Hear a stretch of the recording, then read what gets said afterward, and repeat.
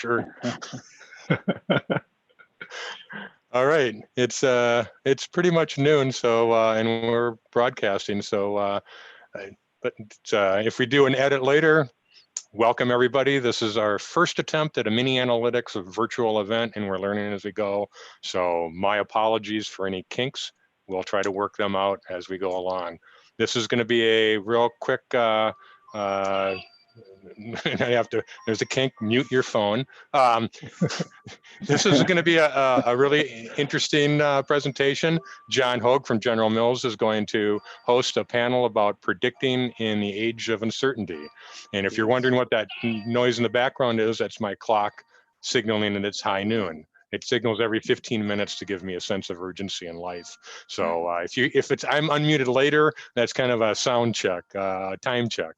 Anyway, we also have Brianna, Ruel, and Sean. John, why don't you take it off? Tell them what you want, what we want to do, and everybody do a brief intro. I'll mute and get out of your way. All right, sounds good. Well, again, thank you for joining us for this first MinneAnalytics Monday event. I'm really excited to be hosting today. This is a topic that's near and dear to my team.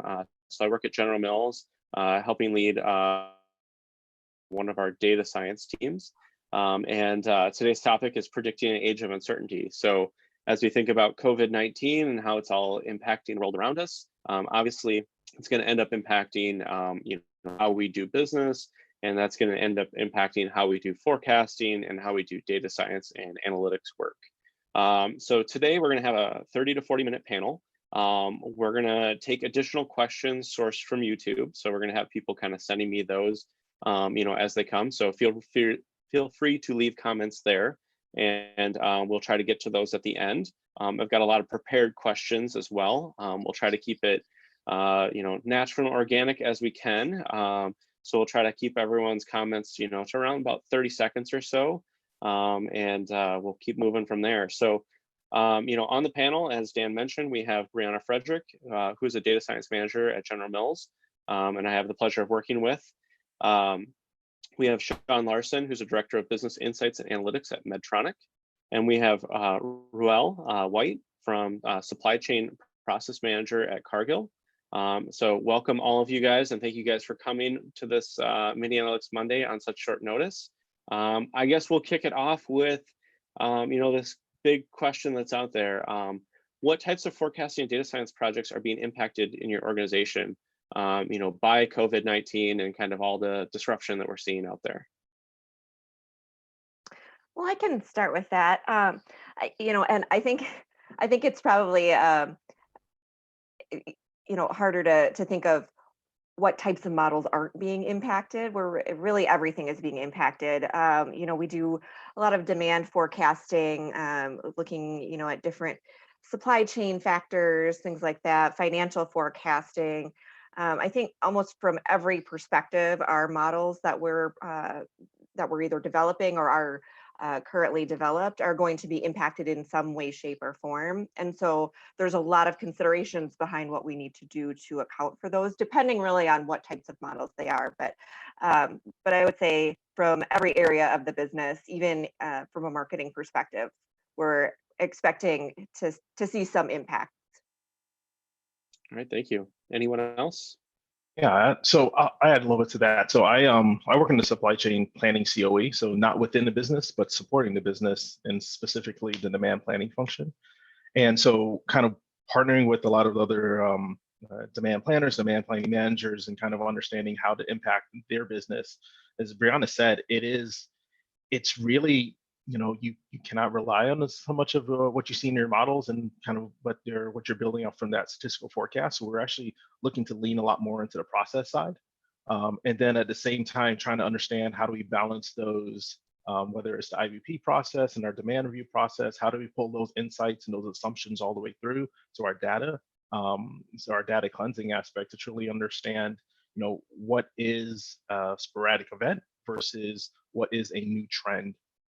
And trying to kind of align between those two. So it's really, a little bit of that aspect of not just the statistical modeling that's being impacted, but how do we actually lean upon the other collaborative planning, collaborative forecasting, pull that information in to create a demand plan going forward.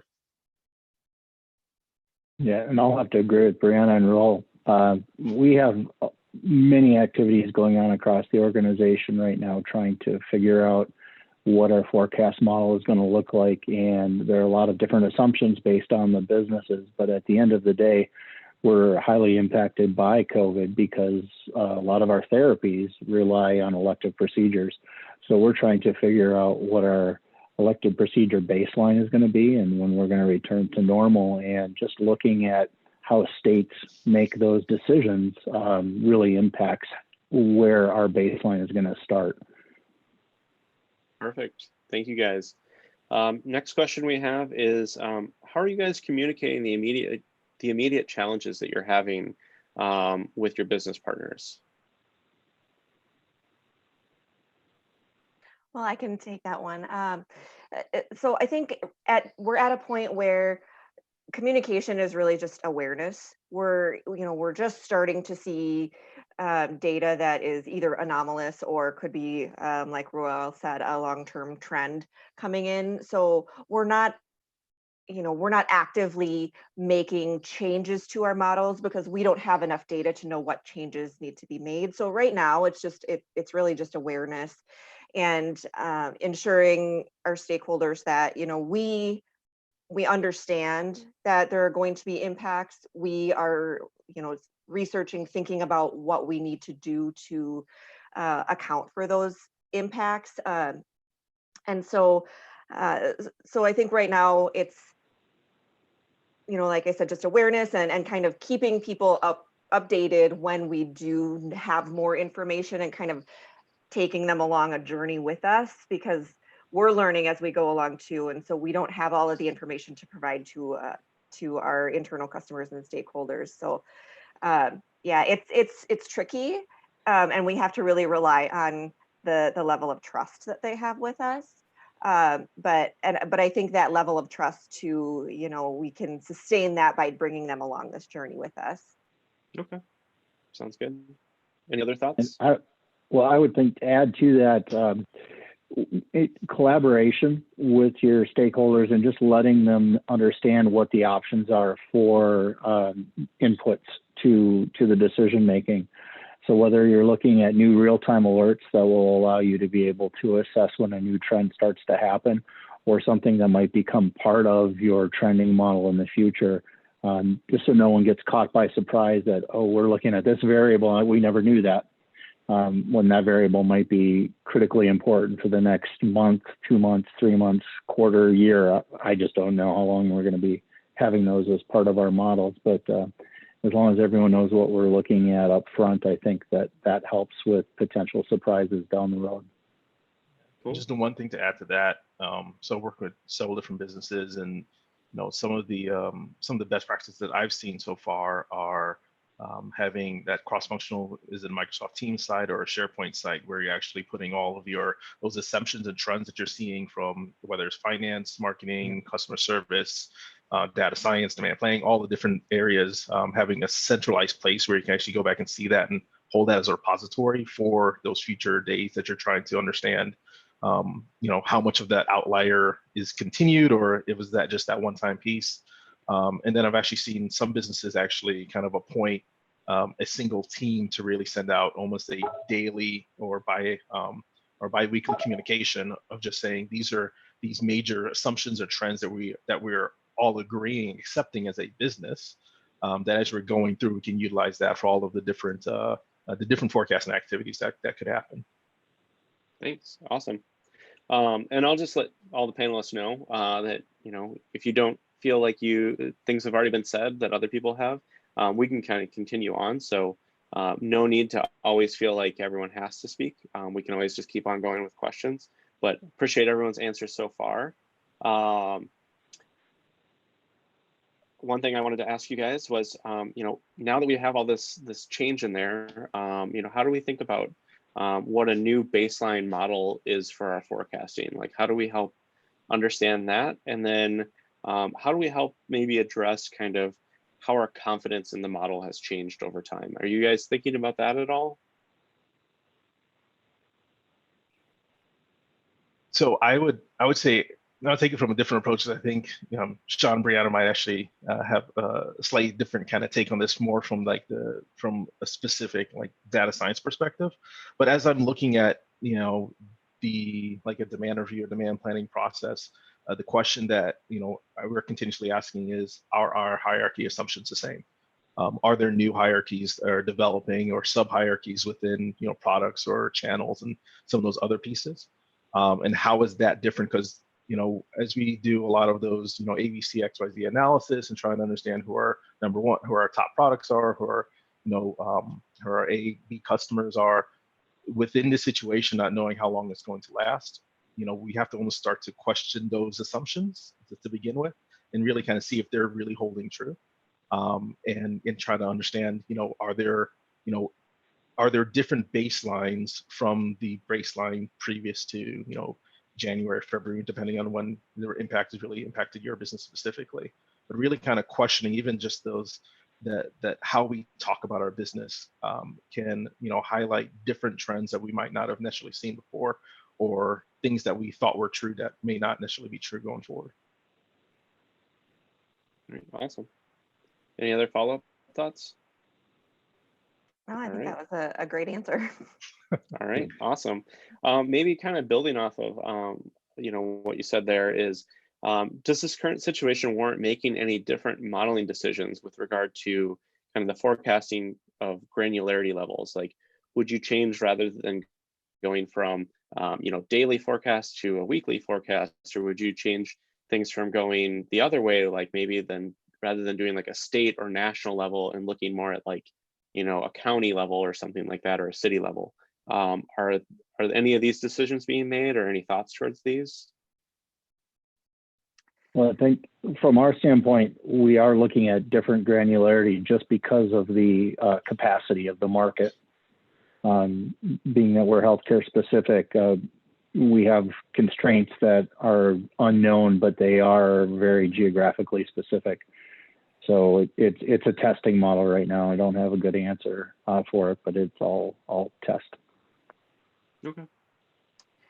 From my understanding, I don't think we're looking at changing any granularities at this point.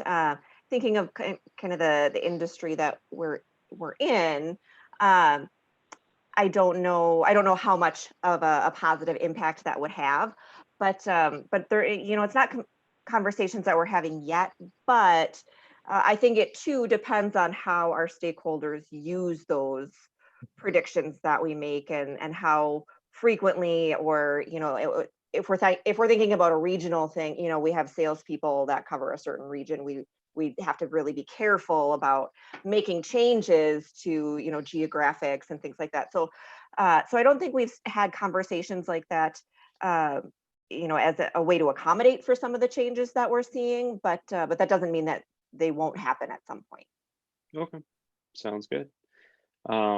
Just a reminder to those that are listening online, we'd love to hear some of your questions. So make sure that you're typing those into YouTube, so we have those to kind of look at. Otherwise, we might not get to your question if you don't actually explicitly type it out. So with our next question that we've got here is there a trade-off between answers versus accuracy? So thinking about things like, it might not be as accurate as it could be, but it's more directional. Is that helpful? Or does accuracy, is that still like the king within your area or your business area?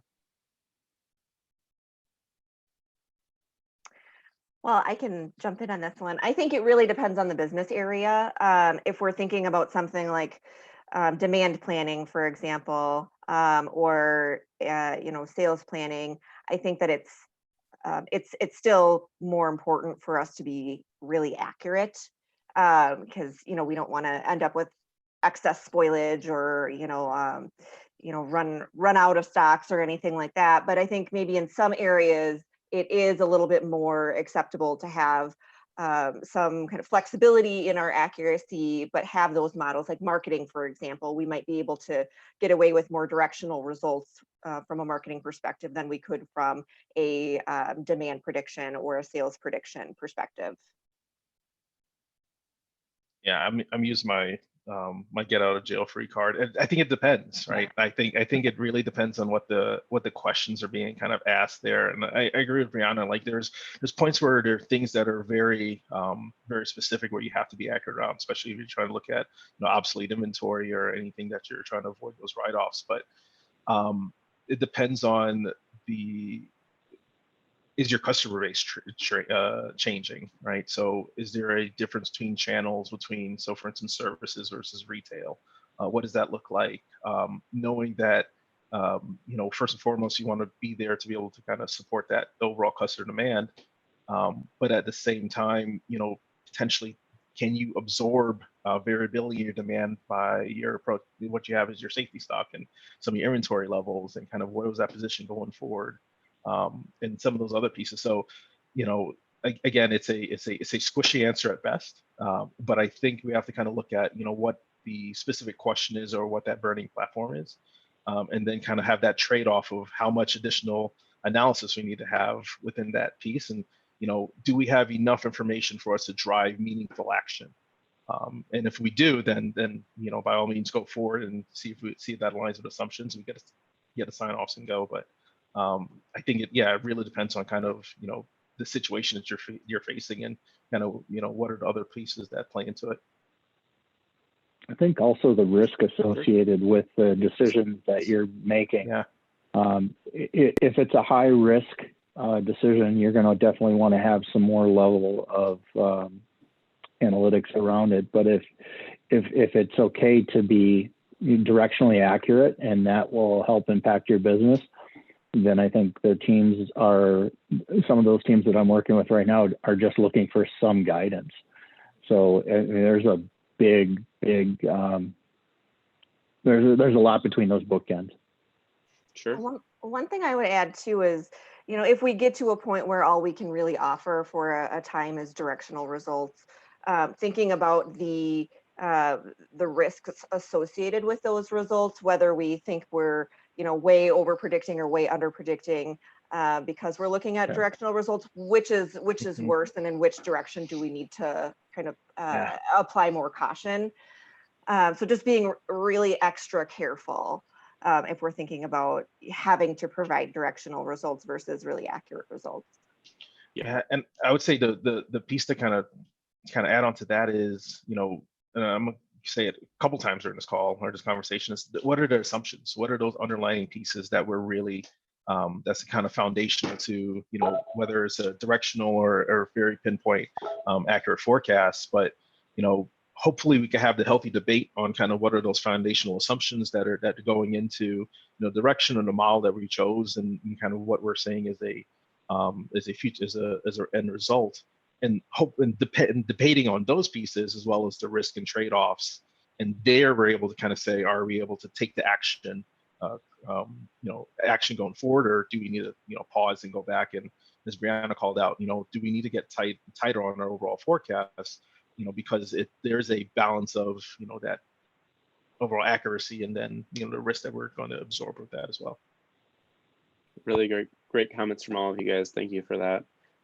The next section that I'm going to focus on is on data sets. So the previous one was kind of on the current status of your models. I'd like to talk a little bit about data sets next. So if there are more questions online, or if we didn't get to kind of the current status, please send those questions in on YouTube. So the first question we have are, what are some data sets or features you're looking at to help your models in this new environment that we're in? No, I'll take that because I'm bringing in a lot of new data sets.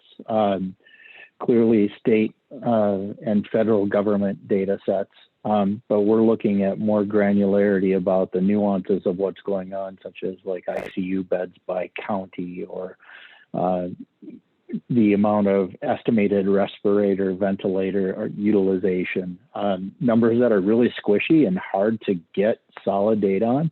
So we're looking at a lot of external vendors to help us try to understand that, taking that available state and local data. Johns Hopkins website's been really helpful, and then getting data from their GitHub location. I spent a lot of time on different institutes' GitHub data sources, trying to pull that into my modeling efforts. more so than I've done in a long time, I think. Cool. Any other follow-up thoughts on that? I guess from my perspective, we're looking at some data for like sourcing to look at kind of where certain areas are being more impacted, or what areas are under lockdown and what level of lockdown that they're in. So definitely trying to bring in new features for that. We're also trying to bring in information around kind of how are people's basket sizes changing. So we had a lot of people doing stock up behaviors before. And so, is that kind of a one-off thing, or are people going to have a new level of using the grocery store versus eating out now that most restaurants are closed? So we are looking at some things like panel information, but that inherently poses its own challenges with just, who's actually going out and paneling people on stuff, if we're all locked in our homes. So that kind of gets us to our next question. Oh, sorry, did you have a comment on that, Sean? Oh, I was just going to say, John, does beer really get purchased with toilet paper now, or diapers? Depends if there's actually toilet paper to purchase.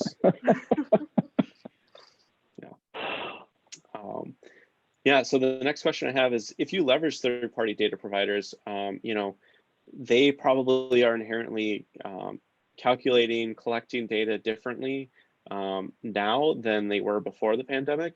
So how are you guys kind of looking at that? How are you guys anticipating that might impact your models? So we use quite a bit of external data in a number of our models. And so I think the first thing that we're doing is we're wanting to work with those third-party vendors to understand what changes they're seeing in the data and how they're accounting for them.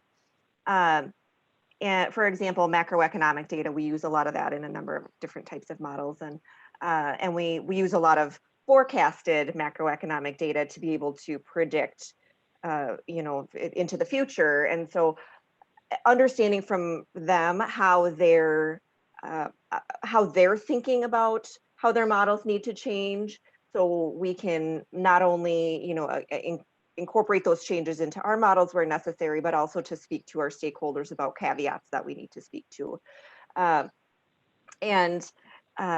know that we're having to do a lot of sort of data backups, or we have had to do a lot of data backups because some of our external vendors are, when we get a data refresh from them, it's restating data that we've previously used in our model. So making sure that we've saved off that old data so we can recreate our models from the past and actually have some comparison points.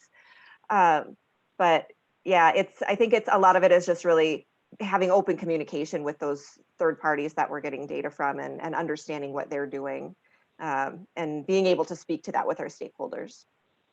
Cool. Any other thoughts out there? All right, we'll continue on. We're getting a lot of great questions coming in, so thank you guys for those. We'll get to those shortly. Let's see. So things are changing rapidly. How are you looking at event or anomaly detection? Or are you looking at event or anomaly detection beyond just the event and anomaly of everyone working from home and the pandemic in general? We're probably going to have some other bumps in the road later on. I go back to kind of what we've seen so far, and a lot of it is so much around document assumptions and understanding exactly what's happening within the entire time frame. So how much of it is reaction to the pandemic versus other sporadic events that are happening during the same time. So for instance, if we have some plant closures, right? So was demand really down, or was demand down because we weren't able to supply, or was there a competitor that was down and we were starting to see some of that additional demand? So while there's still a lot of work to be done within the models itself, the way that I think that a lot of, whether demand planners or some of the other business partners can really kind of all work together is by documenting so many of those pieces, so that when there is that outlier that pops within a model and you're seeing there, we can try to understand or differentiate. Is this something that we actually know about, or is it something we have to go back and solve for? And then is that going to be repeatable in the future, or is that, an event within an event? Perfect. And one thing I would add to that is that, we certainly have to think about, as we run our models, how can we incorporate anomaly detection into our regular model runs? So what methodologies can we use to test for anomalies every time we run our models? And I think a big consideration too is, as you collect this data for a longer, this potentially anomalous data for a longer period of time, identifying things that maybe looked like an anomaly that really are a longer term trend. And I know, Ruel, you alluded to this earlier. How do we differentiate between what is an anomaly and what is a trend? So continuously monitoring our models and using anomaly detection to be able to kind of differentiate between those things. Cool. Let's see. So our next question that we've got here is, there are a lot of new data providers popping up. As Sean says, he's looking at a lot of those. How do you differentiate like new inputs with limited quality metrics, and kind of balancing that with kind of a higher sense of urgency of answering questions? So, as I was talking about, we're trying to look at new information for sourcing. How do we think about balancing, like, again, answering those questions with what is the quality, or where's this information coming from? I think I'll take that one to start, because I think one of the things we're looking at is solid track record from certain vendors versus the new data sources. And again, like Johns Hopkins, they've got a fantastic team. They're pulling together amazing data across the country, international data on this event, and looking at that and comparing it to what we see with some of the other vendors, whether there's a component of that, or if there is an aspect that has that smell test, and then having a few set of eyes that are subject matter experts in their field take a look at the new data that we're looking at potentially bringing in, and just kicking the tires on it, making sure that it's going to give us what we think it's going to give us. And I would add on to that, personally, the prospect of bringing in a new vendor who is suddenly specializing in this sort of odd event data is a really frightening prospect for me. And the reason being that, we don't have that level of trust with a lot of companies that are starting to bring forth this type of data. So we don't have that relationship. We don't have, they're not a previously trusted resource. And so while I think it's important to consider, to consider potential data that we could get from newer vendors that are seeming to pop up, but my first instinct would be to continue to rely on those trusted vendors. And if they trust a new data source, then I'd be much more likely to trust it too. Gotcha. Cool. Any other thoughts? All right, continuing on. So that was our data set section. So if you've got more questions on types of data, or whether people are looking at certain things, let us know in the comments. So next section is kind of long-term. We have just a couple questions here before we'll switch it over to all the questions that are coming in from YouTube. So long-term, do you think that this will be seen as a change point in your data, or like will you see like kind of a drift in your data at this point? And how might you be able to tell or test that, as you guys are looking at your models, or how might your team be looking at that?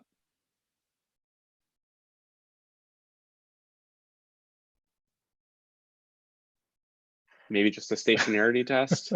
Well, yeah, I think that's part of it. Stationarity tests are really important to make sure we're incorporating, but I think that's a really tough question to answer until we have enough data to really see at least a short period of a potential trend. And I think every industry is really going to react differently. And from the CPG perspective, and thinking about food, My immediate instinct is that given enough time, things will kind of go back to a normal.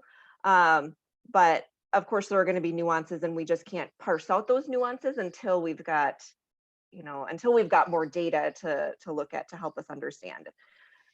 So, I think the answer from my perspective is we just don't really know at this point. So you don't think that people are going to develop a new love for shelf-stable goods and buy more products? I could see it being a trend, but not a long-term trend. I could Gotcha. absolutely be wrong about that. Gotcha. Well, Cool. one of the things that, as I'm looking at, there's this great report that McKinsey put out recently that shows 9 different states of where the economy is going to rebound to. And does it bounce back quickly? Do we have a resurgence of this virus coming back in the fall? Does everything kind of slowly start back, or where are we in any of those models? And I think that's going to be the short-term baseline for us. But then long-term, as Brianna was mentioning, we're going to go back to a new normal once we have the vaccine, and it's not going to be an issue. But we will have a point in time that will be a great anomaly detector to say, hey, when this really went south, this is what we can anticipate our market's going to look like. We're going to have some continuous business, and we're going to have some of our business that is just going to stop until we fix the anomaly. I agree with it. The only other piece I would say that if I was a betting person, and I would think that there's going to be a significant change potentially is going to be in a lot of our business processes. I think as we're kind of going through and trying to answer some of these questions, that people are reaching out to data science teams and forecasters to ask questions that they might not have asked in the past, or ask in a different way. So I think that just the fact of having to kind of go through this and rethink about just even our approach to businesses, that might actually impact the way we do business going forward, even if the overall economics, the economy kind of goes back to a normal. We and companies might operate differently just because we've experienced this, similar to 2008, right? So we talked about 2008 and how that impacted and what are the changes you saw within your business processes. Very similar, I would expect to. I would assume that you would see things like that happen due to COVID as well. It's a great point. Okay. So let's assume that you guys time travel to March 2021 or April 2021. What are you guys going to do about this data that this data that's flowing through your models right now, like 1 year from now? How are you guys going to handle kind of year over year calculations that are going to be all out of whack, things like that? What are you guys looking at to try to tackle that, or have you guys thought about that? Well, I think that it's not just a matter of monitoring those longer term forecast differences. It's really a matter of looking every month at what our expectations were versus what our actuals were. And if we've got a long enough period of time where we can say, okay, this is what our forecasts were telling us, and this is what was actually happening, and this is where the differences were, we can use that information to account for down the road. In a year, we can use that information to adjust our forecasts. And I think it's really on a month by month basis. We're going to have to keep adjusting based on previous month's forecasts. And so I don't know that there's a single answer, but I think it really has a lot to do with monitoring every month. And when we get to those kind of longer year term forecasts, accounting for what we've seen in those months in the longer term forecasts. Okay. Yeah, I think that's a perfect answer. Looking out, making sure that we have a forecast in the future, even if we're very unsure about it now, and then adjusting, monthly, quarterly, whatever their frequency is. Because if we wake up in April 2021 and we're sitting here and we haven't had that, then it's the same it's the same issue that we're having today, right? Because we wouldn't have known, and it would still come as a surprise. So start off as soon as possible. If you have that 18 to 24 month forecast or whatever time period for your businesses, look at those pieces. What are those key assumptions? And then every month, are we getting better? Are we getting worse? What are reasons why? What are those drivers? Are we all in alignment? Are we all in agreement? And I think little by little, then we'll, eventually get back to, our normal or our expectation of what, our capability could be. Sounds good. Any other thoughts there? All right. Last question. Oh, sorry. Go ahead, Sean. I just said they summed it up well. All right, cool. So last question before we get over to our comment section. There is about a 20-second delay between us actually recording, on our meeting right here before it hits YouTube. So if you've got questions, make sure you're typing them now so that we don't, miss those. So last question we've got here before we go into our user questions is, how do you keep momentum towards data-driven solutions versus kind of falling back to, the old ways of doing things during this age of uncertainty? Well, I think that, again, it comes back to ensuring that you're continuously taking your stakeholders along the journey with you and keeping them apprised of what you're doing with the models that impact them, to help them understand what they can expect as changes in their models, or different levels of confidence in their models. One thing I would say too is, depending on the business use case or the type of model, it may not be the worst thing in the world to temporarily return to an old way of doing things solution while you put together a better solution.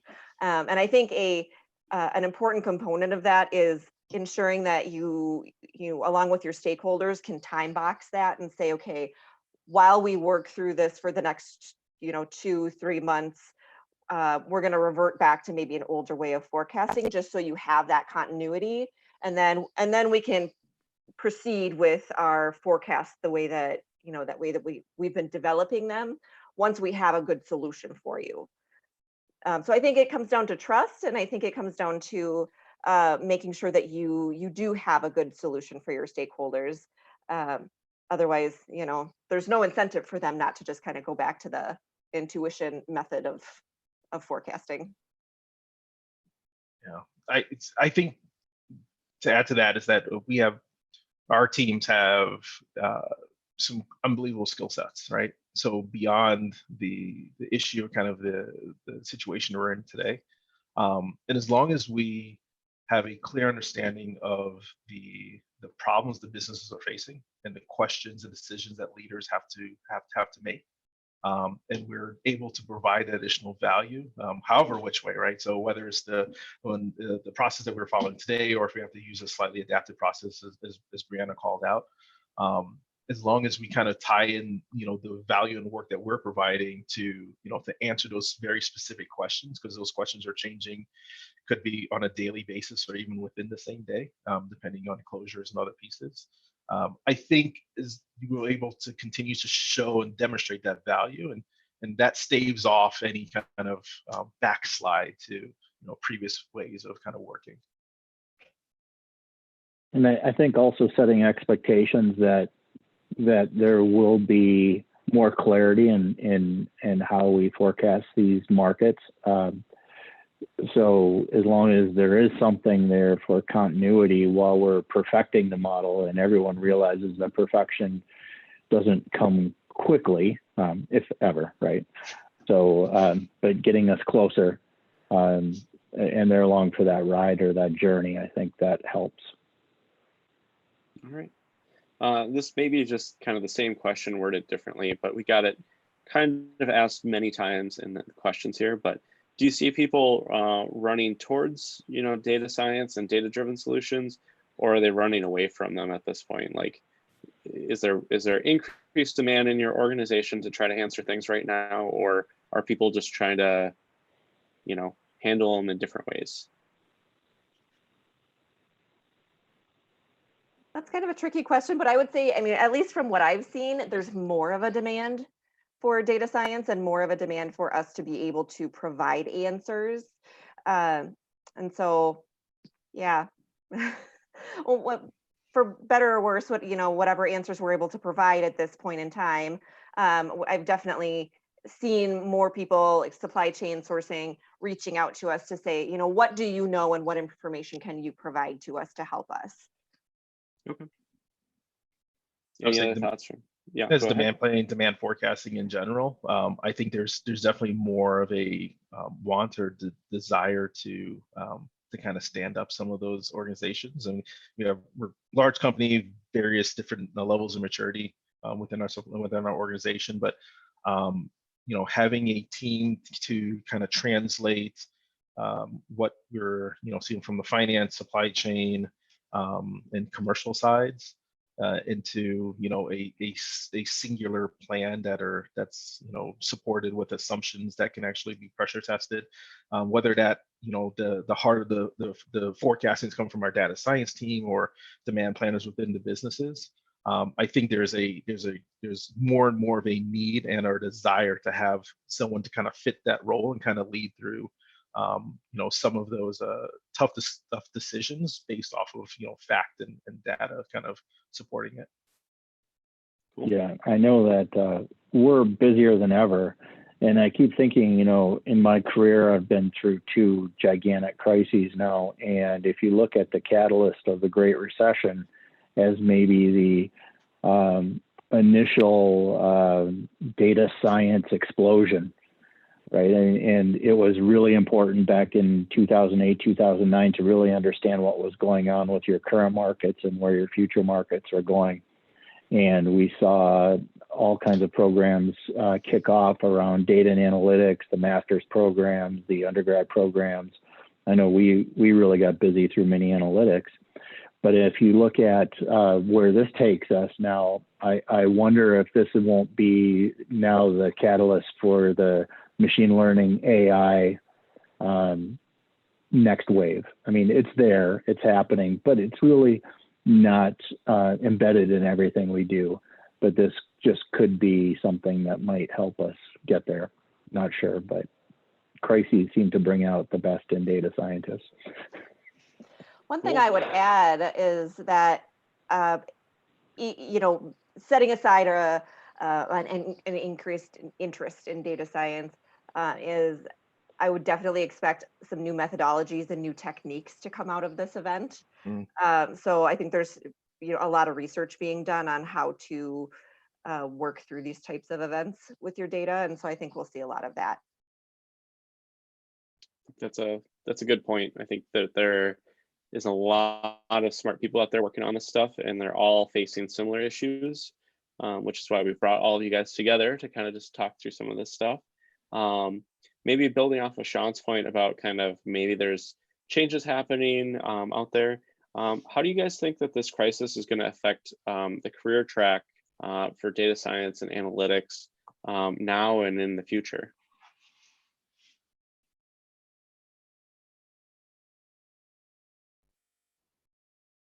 That's a tough question. That is a tough question to answer. And I personally don't have a good answer for it. But I do think that there's going to be an increased interest in working in the data science field, because all we hear about these days is different models and things. And I think that's sparking a lot of interest. And so I don't have a great answer, but I do think that we will see even more people interested in this field. Sure. I think those of us who do creating kind of forecast, there's probably a lot of opportunity to explain very, very complex data sets with a business background, and kind of what does it mean, and how does it actually impact your total business. So being able to articulate that, I think more and more you're probably going to be looking at those that are kind of doing some of the heavy lifting behind the scenes to be able to speak to some of those. So I don't know if that's going to necessarily change the overall career track, but I do think there's going to be probably more opportunity to be able to kind of speak to that and kind of make those connections. Yeah, and I would say, Go ahead, Sean. Go ahead, John. No, that's right. Go ahead. I was going to say, as someone who kind of cut their teeth on the job market during the financial crisis into data and analytics, I'd say that my general thought is that a lot of the more niche startup roles kind of went away, and a lot more of the bigger companies were looking at ways to be more efficient, save more money. So if we were to hit a recessionary period, I would imagine that there'd be a little bit more focus from some of these bigger Fortune 500 companies on how do we track kind of what's going on, how do we be more efficient. And I might see that some of these more niche startup areas, they might dry up or be harder to come by. So that's just my take on how things went last time around. We'll see what happens this time. Well, I think too, we're in a place now where we're starting to see more large scale events that are impacting or that can potentially impact our data. And if we think about things like climate change and incidences of natural disasters and that sort of thing, increasing in frequency and intensity, I think a big component of data science expertise is going to have to be in how do we work with those events? How do we work around them? So I even think, there's potential for a new specialization in accounting for these large scale anomalies. And so maybe more of a focus on that and having, experts on your team on how to work through these types of things. Yeah, and analyzing at speed. So if you look at like Tectonics and what they're doing with their cell mapping, just being able to see how fast all those interactions happen and how fast an event can scale. I think that's something that's going to be part of our landscape moving forward. All right, we got a question from online. How are you guys thinking about this as a global issue? So are you integrating more international information or international perspective into the way that you guys are working on your forecasts, your models, your data science work or analytics work? I personally am focused on US. Sorry, Brianna. No, go ahead. I'm focused on US for my work right now, but we are a global company, and I know we have teams that are looking at everything from a global perspective. The data is harder to come by, external data. So if we don't have our own market data outside of the US, it gets to be a little bit tougher. Well, and I think too, it depends again on the application and what you're forecasting. For example, from a supply chain perspective, we've got products coming from all over the world, even if those products are sold in the US. And so from a lot of perspectives, we have to be thinking from a global lens. So I think, yeah, the answer is definitely yes, but it depends on the particular use case. Yeah, and to build off of that, I think we source a lot of raw ingredients all across the world as well. So even if things are being produced locally, we get our sugar and our random ingredients that we have for our products all across the globe. And so if one country is in lockdown and we can only get that ingredient from that provider, we might have an issue. So I know that our sourcing area has been looking at kind of like, how do we make sure that we understand what alternatives we have? So that's a good point. Any other thoughts on that before I go to the next question? I think I'm very, very similar to kind of Sean. I focus on North America, but knowing within the way our regional groups kind of roll up, knowing that there are some, as you're saying, sharing that information between each other, and then yeah, good. All right. Let's see. So the next question that I've got here might be a good one just to kind of wrap up because we're getting a little bit towards the top of the hour. Unless you guys had questions for each other, maybe I should open it up to that before I get to this one. Any questions for each other? All right. None from me. All right, cool. So, besides, Zoom and Slack and tools like that. How are your teams adapting to, working from home? Like, are there any tips or tricks that you'd recommend for others out in the field, other practitioners of, how to manage this this new environment we're in? Video helps. I've got a few. That's one thing. Video, it's uncomfortable at times, but I think video helps. Being able to see someone and kind of see the interaction. Yeah, even if there are just your statuses or touch bases, as well as a team meeting. So I know that's one big thing that's been something that I found very helpful throughout the time. Sounds good. Yeah, and I think collaboration platforms are very helpful, especially if you have to share large data sets with people before it goes into some sort of BI tool. As you refine the data set and you start to get more input from your stakeholders. So Box has been a big component of our daily work.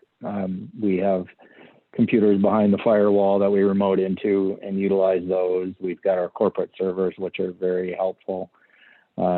Just making sure that you have an agile platform that you can transfer data back and forth to your stakeholders is key, because large data sets don't work well in simple things like email. So yeah, I think General Mills, we use like virtual desktops and things like that to make sure that you're working where the data resides, or as we go towards cloud, that will make some of those things easier. I think more on some less technology driven things. I'm recommending a lot of people on my team make sure you take time to go walk around. A lot of times when you're at your house, it's easy to sit at your desk for hours on end. It's hard to adjust to like when your day ends, you're just walking from one area of the house to the next. So making sure that you're kind of time boxing things and that you don't find that you're, always thinking about work or, always working on work, hopefully. Get out of the house, go for a walk, maybe do some of your phone calls on a walk if you are able to. So I think some of those things have helped with just kind of like the antsy feeling of being stuck at home, without being in the office to have other people to go get coffee or go grab lunch with. So those are some things that I found helpful. Hopefully you guys will find that helpful as well. I would Any add other to that. thoughts? Yeah, so I would add to that, just you kind of have to come at it with a sense of humility, because there's always going to be technical issues. There's always going to be, somebody's dog needs to go outside, or somebody has a child that's going to need something. So, just making sure that we're being gentle with ourselves when those things happen, because understand that it's happening to almost everyone, and don't expect yourself to be at 100% capacity like you would be in normal times, because we're not in normal times, and so we can't be 100%. So just go a little easy on yourself and go a little easy on your team and your coworkers too. It's a really good point, Brianna. You probably heard my son playing his tuba in the background. Yeah, embrace the visits from the dogs and the kids. Yep, absolutely. Cool. Well, I wanted to just thank all of you guys. Thank you, Sean, Ruel, Bree. You guys have been great, answering a lot of great questions here. I wanted just to let others know that this is the first of what we hope to be many MinneAnalytics Mondays. We're always looking for topics and speakers and panelists. So if you have an idea, or you are ready to present, reach out to us. I think you can probably just reach out to us through the MinneAnalytics website. But we hope that you guys will join us next week, same time, for another topic. We will let you know what that topic is once we've kind of got that nailed down. But thank you guys for joining. Hopefully this was helpful to you guys and that it was a nice break in your day. Thanks, everybody. All right. Thanks, everyone. Thank you. Thanks, guys. Thank you. Take care. Bye.